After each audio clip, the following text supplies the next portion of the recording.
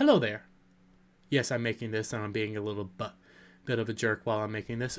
But November 18th of this year, Pokemon Scarlet and Violet releases, and I'm going to be doing a 24-hour stream, and I would like to see you all there. That's right, November 18th. That's a Friday, 24-hour stream. I will be doing it, and I will be having fun. So come on by, subscribe to the channel, hit that notification bell, do all that stuff, and yeah, we'll have fun.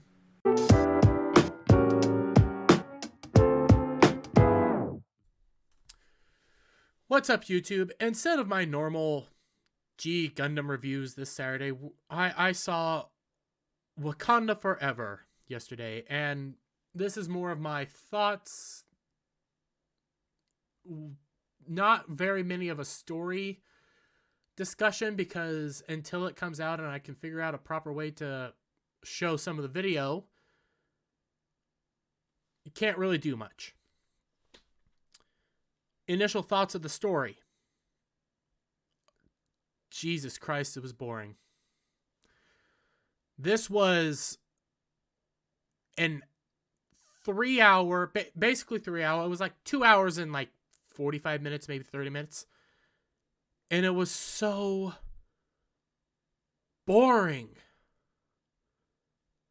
that you could have cut so much of this out if you just had better writing for your dialogue. That's a major thing. Like, their dialogue is so abhorrent. And that whole that clip that we got when Akuku Khan, because I refuse to call him Namor, and by the way, I'm gonna get into that because that's, I think, my biggest gripe. And yes, this is very spoiler filled, but that whole clip that we saw that released a week or two ago, where the Queen says, the basic dialogue is, "I am not a woman that likes to repeat herself. How did you get in here? Who are you? How did you get in here?" Something along those lines. That whole dialogue scene could have been shortened up with simple tweaks to the dialogue, and you start saving time on money, saving time on this. You can shorten this movie up so much. They have so many unnecessary dialogue. It is filled with tell you instead of show you. And it tries to force everything upon you and say, just take it. Feel sad for Chadwick Boseman. Feel sad for all this. Feel sad for that. Feel their pain. I think as heel versus babyface, check him out. He's a great dude. Most of you probably are checking him out. He said it best in describing the show. Well, this movie, when it first came out. He said, and I'm slightly paraphrasing here. No, actually, I'm trying to get it right on cue. Black man dies, women most affected. And that is really what this movie was. It was them crying over Chadwick's passing. Now, again, Chadwick's passing is horrible. That man was an amazing actor. That man was a fantastic Black Panther, even though Black Panther 1 was a subpar movie. I say it was middling at best. But Chadwick Boseman was an amazing actor. And they really, really should have just recasted him. Because this movie suffers without that male lead. It really does. Some of the best scenes of this entire movie is with M'Baku. I laughed. I actually had fun with M'Baku. I enjoyed him. And I don't remember the actor's name. I enjoyed him. He is a fantastic actor. When he was on the screen, he commanded the screen. Honestly, some of the scenes with the Queen, even though she's really not that strong, she's just a great actress. That's why it was really, I kind of liked some of her scenes. A lot of her scenes, though, were very much black man dies, woman most affected. And she kind of comes off as a tyrant. I'm not gonna lie. She comes off as a tyrant. The other great moments are with Michael B. Jordan. Michael B. Jordan, fantastic actor, commands the screen and the moment that he's in. He's only in 2 moments. He commands that screen. Everybody else is not the lead. Shuri, Letitia Wright, has not been a lead character enough to understand how to lead this movie. And it really does feel like they're trying to forcibly replace T'Challa and Chadwick Boseman with Shuri before we've had enough time with T'Challa. We never could have had enough time with Chadwick Boseman. Again, his passing was devastating, and it was hard. Chadwick Boseman was a fantastic actor and did amazing work, and his work in Civil War was amazing. I loved Black Panther in Civil War. In fact, the Black Panther movie, I thought T'Challa and Chadwick Boseman did the best they could with a crappy script. Like, we have good actors. That's the best part. And I'm just... Again, it's hard to do this review without having video, so I can go moment by moment. There will be other people that do a whole lot better. This is all me off the cuff, and my initial thoughts, my initial feelings, and my initial reaction to this movie is, Jesus Christ, it was racist as all hell. Because I want to point this out. One, the Wakandans are awful people. And apparently they have lost complete control over a lot of their life-saving technology in the span of Black Panther and Black Panther 2. All their life-saving technology is gone. Oh, and if you haven't heard, they kill off T'Challa right away. You never see him on the screen, but they kill him off right away because of a mysterious drug. Well, a mysterious disease that nobody knows about. Quick question. Don't you have, stasis chambers that you could put him in stasis and stop the disease from spreading and taking his life? Quick question. Didn't you guys have the ability to literally remove a bullet from a man's back and save his life? Yes. You have all this technology, but you couldn't stop it. You couldn't suspend T'Challa and save his life that way. No, because they cared more about Chadwick Boseman and not recasting T'Challa. Actually, no, I don't even think they cared about Chadwick Boseman. Because Chadwick Boseman's family came out and said Chadwick would have wanted T'Challa to be recast. That is who Chadwick was. Chadwick was an amazing man. And this movie suffers without him.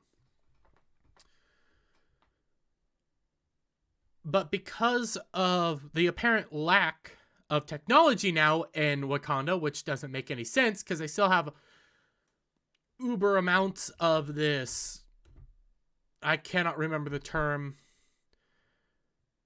this technology that can just change everything and they can just whip stuff up out of the blue. They have uber amounts of this stuff, but yet they couldn't stop a disease.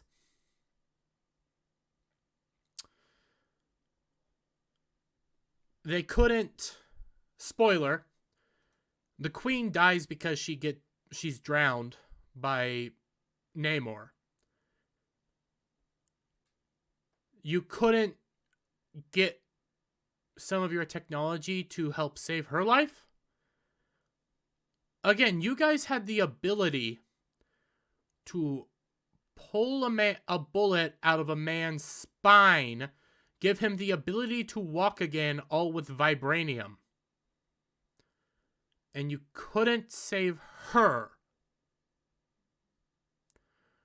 You have technology that was able to break serious brainwashing on the Winter Soldier, and you couldn't do CPR or get any sort of CPR style technology for the Queen? What?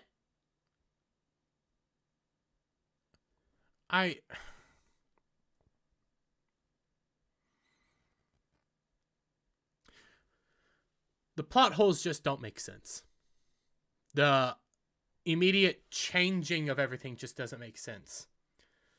Wakanda has seriously changed as well since we last saw it. I remember there being a river. I don't remember there being this long of a river that they have.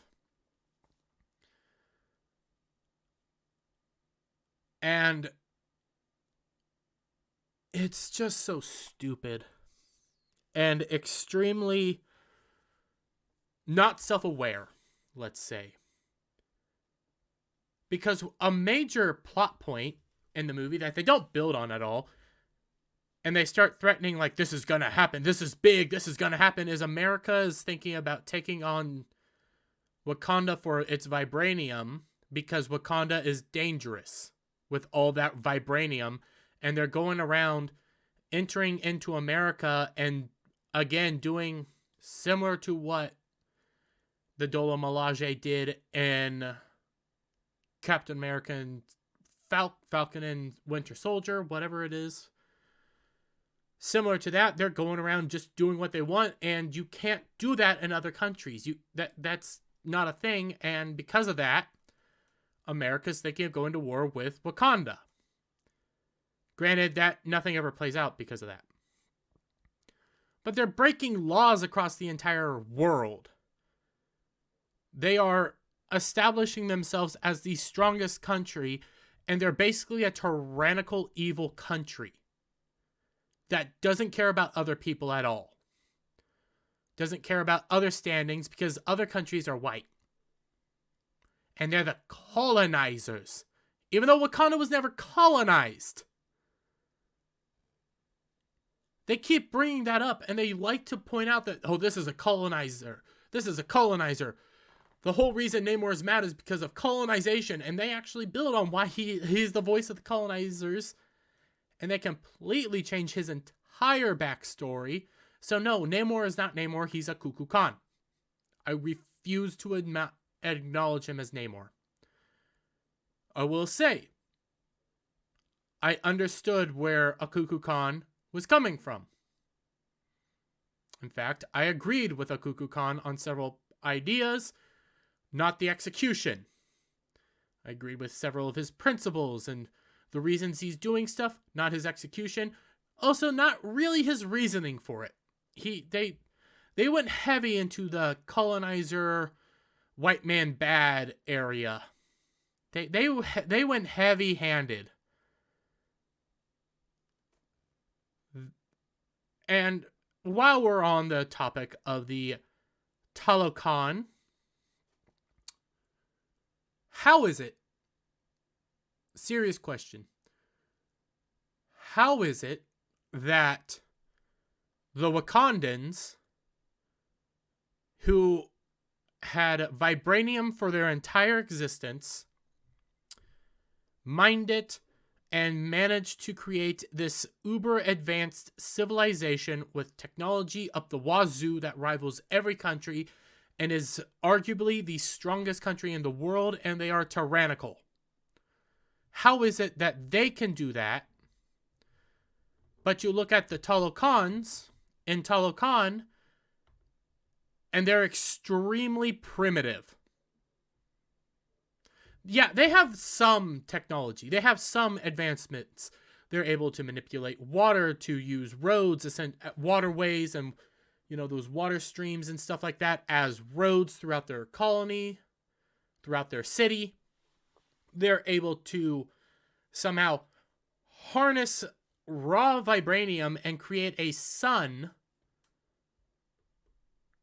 And yet, they're extremely primitive. So much so that there's a plot point in the movie that a Kukulkan's spear is nothing but raw vibranium, while the Wakandans have refined vibranium. Granted, the Wakandans have probably used vibranium for a lot longer, but how is it that for the several hundred plus years that the Talokanians have existed, they have not become advanced? How is that a thing? They have basically no technology. They have some weird ability to manipulate water and create water bombs, but nothing else. Everything else is all natural. They can build a massive underwater city with basically no technology. How? Why?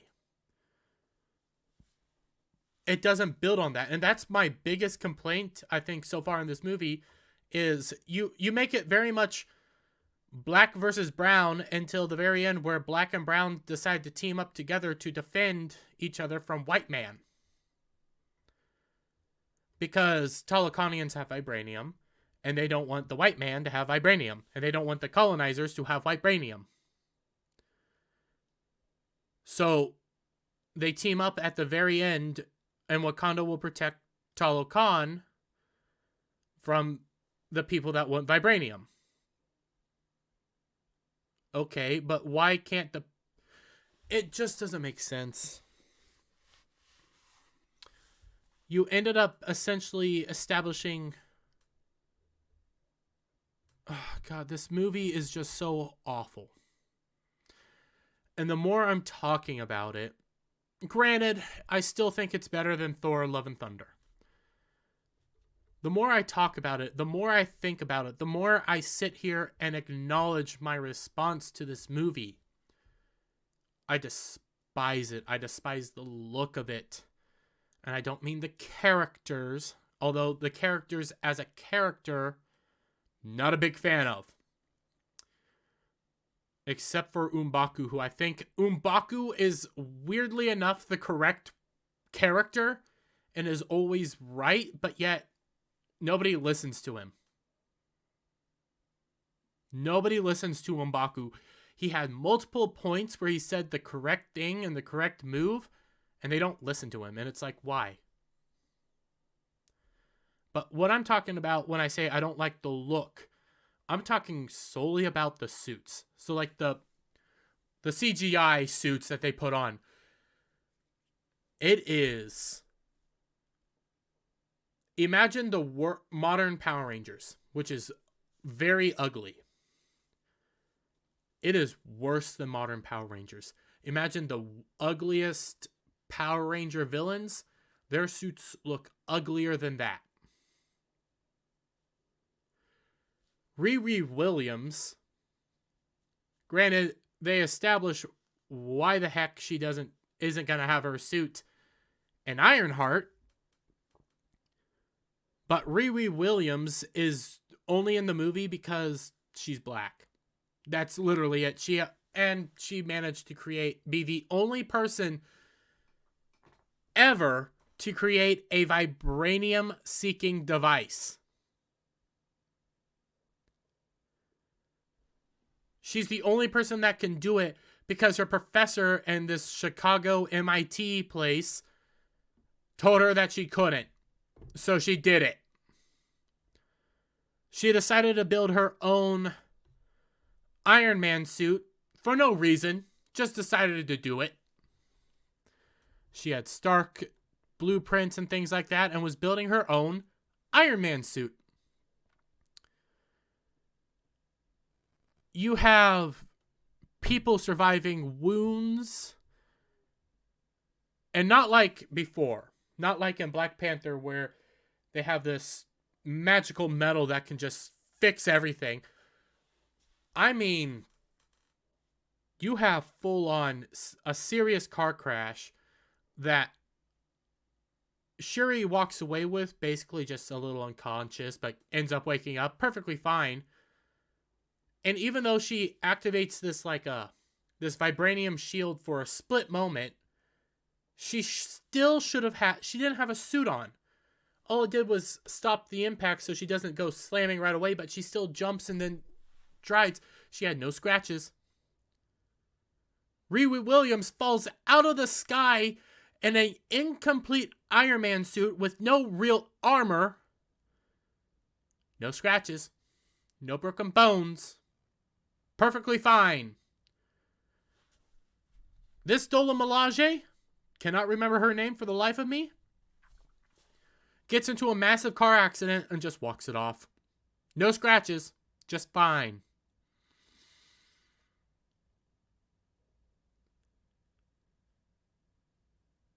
And I know this discussion, my thoughts, is a little disjointed. I know what I'm saying, probably kind of insane to some people, because I'm not going through scene by scene in this movie like I do my G Gundam review, like I do when I'm talking about themes and things of that nature. Just don't have access to like the video clip for me to do this, and I would like to just get this out of the way and get my initial thoughts out there. In the end, I think this movie is very bad, and the more I talk about it, the more I'm poking plot holes in it, the more I'm saying, what the hell? How is this a thing? Why is this here? Ross comes back.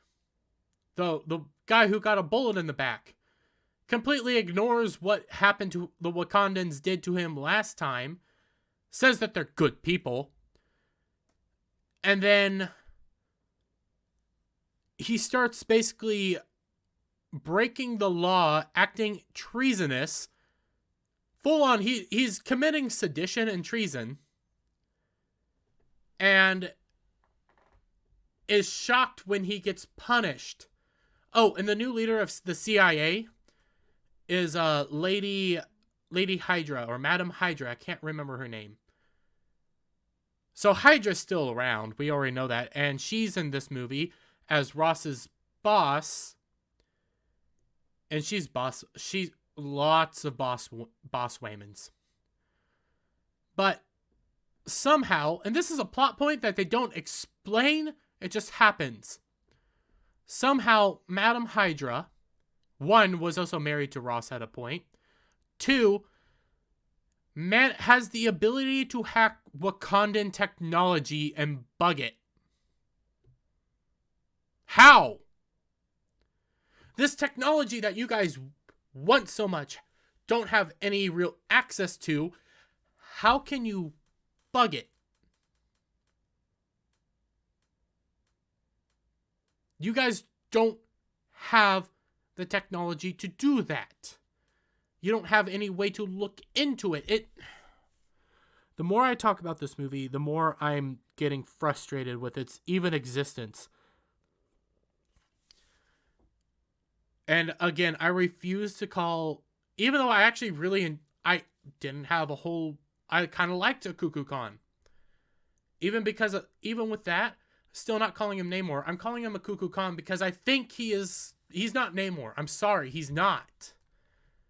Namor is somebody else. He has several similar things to Namor, and sorry about that. I'm having wire issues and I hit my mic.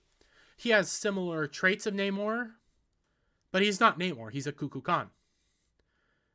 They explain why his name means child without love, child with no love, because he's essentially an incel. He wants to marry Shuri. Shuri turns him down, and then he gets angry and says that she cannot leave. Now, I'm going to give Friday Night Tights a bit of pushback. Love Friday Night Tights, if you've managed to get it this far. They said that the Talokanians and a Cuckoo Khan attacked Wakanda for no real reason. They just wanted to get Wakanda as an ally. No. They attacked because, again, Wakanda is a very tyrannical, destructive nation that doesn't care about any other country, doesn't care about anything else, and is going around doing whatever the hell they want, breaks into the Talokanian, into Talokan to rescue Shuri. Give them that. It's a rescue mission. But they killed Talokanians, and as Shuri's saying, no, we need to save them, she gets taken away. And because Talokanians were killed and Akuku-kan found out about it, he goes to war. Because guess what? That's an act of war. So I'm giving F&T some criticism here. They didn't acknowledge that. They said they just did it out of the blue. Granted, I had to quit watching, so they might have readdressed that. They do address the father in one moment. You know, Shuri's dad. They do talk about him in one moment. It's from Michael B. Jordan. And guess what they talk about? What T'Challa's father and Shuri's father. Guess how they talk about him. They call him pathetic. They call him an awful leader. He was an awful man. He was pathetic. He would have let people die. He would have let Riri die. They hate men. They treat T'Challa's dad in such a horrific way. You could have brought him back instead of... You could have had Shuri talk to him.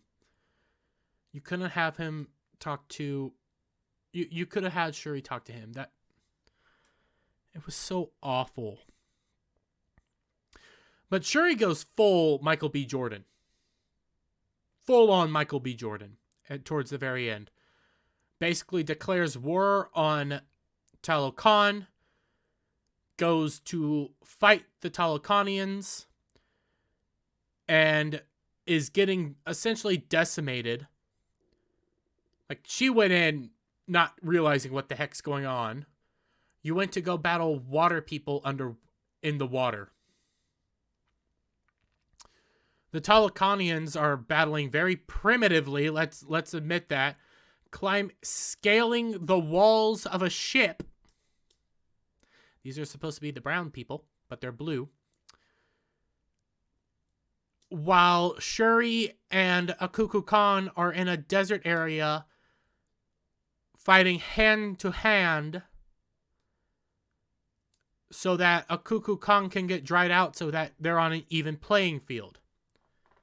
Because at this point, Shuri is now Black Panther. She had to synthetically make the little heart plant to get the powers. So she's Black Panther. They're fighting hand to hand. And Shuri's basically saying, I'm going to kill him. I'm going to make him pay. Shuri gets in this fight, and it's a brutal fight. I'm not gonna lie, that was a next level fight, even though Shuri shouldn't have won, but she had the whole superpower stuff, so she was able to handle him 1-to-1, even though she really shouldn't have. Anyways, excuse me. She's getting her butt kicked hard. She manages to get Akuku-kan down on the ground. Is about to land a killing blow. And Akuku-kan finds a new vibranium spear and throws it straight through Shuri's stomach, pinning her into a rock. What? And Shuri manages to survive that. How? Do these suits now have take into the moment when Tony Stark was stabbed in the gut by Thanos with his own technology. Tony fell to the ground and had to in between Infinity War and Endgame was getting treated for his new stomach wound by Nebula. They actually did that. And this, Shuri gets stabbed in the gut. She manages to break off the spear, pull herself out, falls to the ground, and the suit just closes everything up. No, you have internal damage now. You're bleeding internally. Your suit cannot heal that. He went through you.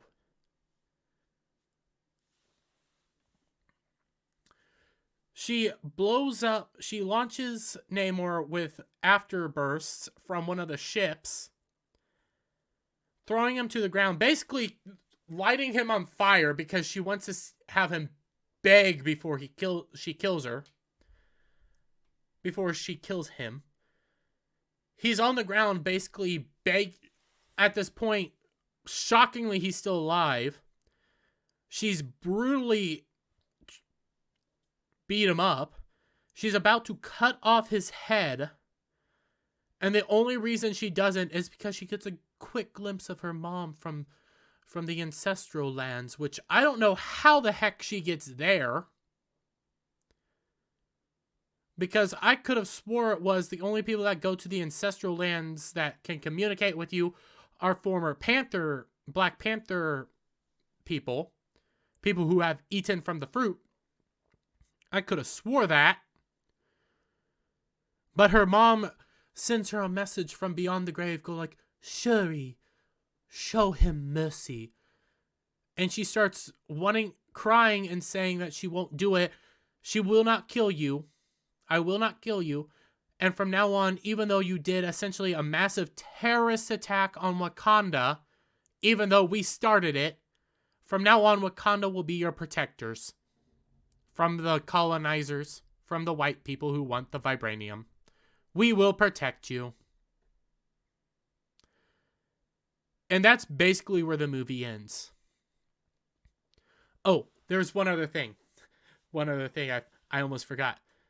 They focus in on this one Dolo Milaje member who, I pointed this out in a video, and I don't remember which video, but she's in this article that I have, she was talking about how she's proud to be a member representing,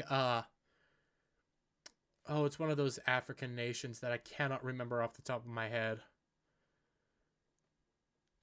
But she's proud to be one of those, somebody representing that country who's queer, even though she comes from Britain or the UK, who's queer, okay? She's like, my character's gay. I'm so proud of that.